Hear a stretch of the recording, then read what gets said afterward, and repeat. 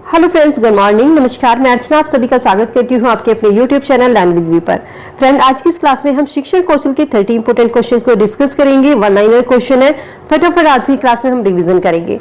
इससे पहले हम शिक्षण कौशल आपका जो 10 नंबर का टॉपिक है सुपर टेट में, इसकी हम थ्योरी वाइज क्लास को डिस्कस कर चुके हैं। मैंने आपको थ्योरी पढ़ा दी है। अगर आपने वीडियो नहीं देखी है अभी तक तो प्लेलिस्ट में से जाकर के आप वीडियो चेक कर सकते हैं और अपने अकॉर्डिंग नोट्स वहां से आप बनाइए। अगर आप नोट्स बनाते हैं तो यहाँ से आपका 10 नंबर का जो टॉपिक है शिक्षण कौशल वो कंप्लीट हो जाएगा। नोट्स में से एक भी क्वेश्चन ऐसा नहीं है, एक भी टॉपिक ऐसा नहीं है जो हमने कवर ना किया है, जो कि आपके एग्जाम के सिलेबस के अकॉर्डिंग है। ठीक है, तो चलिए शुरू करते हैं। और नोट्स अगर आप बनाएंगे तो आपका बेस क्लियर होगा, और बेस से आपका क्लियर होगा तो क्वेश्चन को आप आसानी से क्लियर कर पाएंगे। ठीक है, चलिए रिवीजन करेंगे आज फटाफट। फर्स्ट क्वेश्चन आप सभी के सामने, राधा कृष्ण आयोग के अध्यक्ष कौन थे? डॉक्टर सर्वपल्ली राधाकृष्ण आयोग के अध्यक्ष है।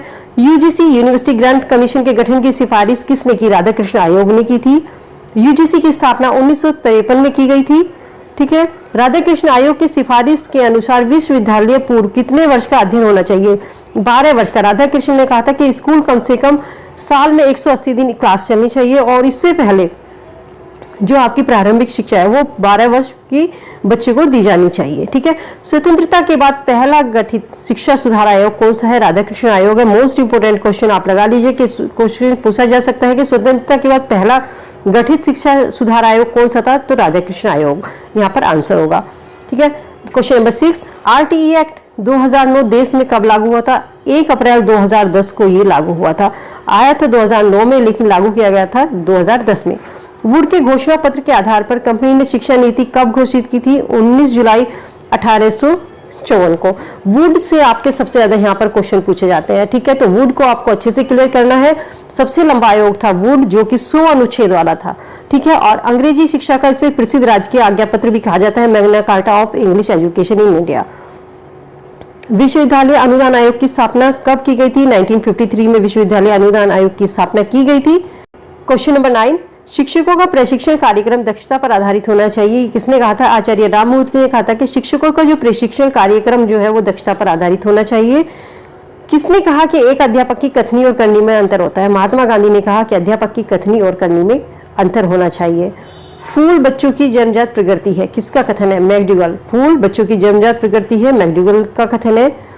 किस आयोग की राय में प्राथमिक स्तर पर बच्चों को स्कूल जाने के लिए अधिकतम 1 किलोमीटर का रास्ता होना चाहिए? कोठारी आयोग। कोठारी आयोग ने कहा था कि सबसे निकट स्कूल होना चाहिए, ज्यादा से ज्यादा 1 किलोमीटर का रास्ता होना चाहिए। ठीक है, किस आयोग ने 10+2+3 शिक्षा प्रणाली की सिफारिश की थी? कोठारी आयोग ने सिफारिश की थी कि शिक्षा में क्या 10+2+3 की शिक्षा बच्चों को दी जानी चाहिए। ठीक है, चलिए क्वेश्चन नंबर 14, भारतीय संविधान के किस अनुच्छेद में इस बात का वर्णन है कि बच्चों को उनकी मातृभाषा में शिक्षा प्रदान करनी चाहिए? मातृभाषा में शिक्षा प्रदान करनी चाहिए। 350A अनुच्छेद में कहा गया था कि बच्चे को उसकी मातृभाषा में शिक्षा दी जानी चाहिए। क्वेश्चन नंबर 15, राष्ट्रभाषा हिंदी को प्रोत्साहन कौन सा अनुच्छेद करता है? अनुच्छेद 321 में राष्ट्रभाषा को हिंदी, ठीक है, हिंदी को राष्ट्रभाषा का प्रोत्साहन किया गया है। क्वेश्चन नंबर 16, छात्र क्रियाकलापों का सिद्धांत किसने दिया था? कम्युनिस्ट के द्वारा दिया गया था। क्वेश्चन नंबर 17, किस समूचे राष्ट्र में महिलाओं की शिक्षा पर अधिक बल दिया गया? स्वामी दयानंद सरस्वती के समय पर महिलाओं की शिक्षा पर सबसे अधिक बल दिया गया था। क्वेश्चन नंबर 18, एनसीईआरटी का मुख्यालय कहाँ पर है? दिल्ली में है। क्वेश्चन नंबर 19, शांति निकेतन की स्थापना किसके द्वारा की गई थी? टैगोर के द्वारा शांति निकेतन की स्थापना की गई थी। क्वेश्चन नंबर 20, किसने कहा कि शिक्षा से मेरा अभिप्राय बच्चों एवं वयस्कों के तन, मन और आत्मा का विकास से है? महात्मा गांधी ने कहा था कि बच्चे का शारीरिक विकास होना चाहिए, मानसिक विकास और आत्मा का विकास जो है वो शिक्षा का उद्देश्य होना चाहिए। क्वेश्चन नंबर 21, राष्ट्रीय साक्षरता मिशन के तहत कितनी आयु वर्ग तक के लोगों को शिक्षा दी जाती है? 15 से 35 वर्ष तक के लोगों को शिक्षा दी जाती है राष्ट्रीय साक्षरता मिशन में। जो प्रौढ़ शिक्षा दी जाती थी वो किसमें? 15 से 35 वर्ष तक की। ठीक है, क्वेश्चन नंबर 22, मानव संसाधन विकास मंत्रालय का सृजन कब हुआ था? सितंबर 1985 में, और इसका अब नाम क्या कर दिया गया है? शिक्षा मंत्रालय। इसका नाम चेंज हो गया है। ठीक है, वर्धा शिक्षा योजना की कब बनाई गई? 1937 में महात्मा गांधी के द्वारा। वर्धा शिक्षा योजना को और किस नाम से? जाकिर हुसैन समिति के नाम से भी इसको जाना जाता है। ठीक है, जाकिर हुसैन समिति।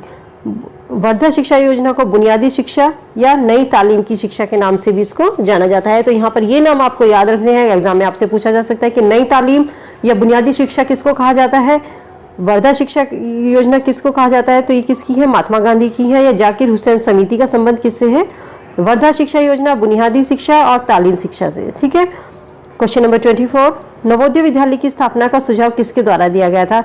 राष्ट्रीय शिक्षा नीति 1986 में नवोदय विद्यालय खोलने की बात की गई थी। वुड डिस्पैच कब भारत आया था, वो 1854 में आया था। शिक्षा सम्मेलन, शिमला शिक्षा सम्मेलन का आयोजन कब किया गया था, 1901 में शिमला शिक्षा सम्मेलन का आयोजन किया गया था। क्वेश्चन नंबर 27, भारतीय विश्वविद्यालय आयोग की नियुक्ति कब की गई। भारतीय विश्वविद्यालय आयोग की नियुक्ति 1902 में की गई थी। क्वेश्चन नंबर 28, किस समिति ने सर्वप्रथम अपव्यय और अवरोधन को परिभाषित किया था। मोस्ट इंपोर्टेंट लगा लीजिएगा, हार्टांग समिति। अपव्यय और अवरोधन, अपव्यय और अवरोधन क्या है, ये कोई बताएगा, जल्दी से कमेंट करके बताइए। अपव्यय और अवरोधन क्या है। अपव्यय क्या है कि प्राथमिक शिक्षा प्राप्त करने से पहले ही बालक जो विद्यालय छोड़ देते थे वो उनको अपव्यय कहा जाता था, अपव्यय की शिक्षा।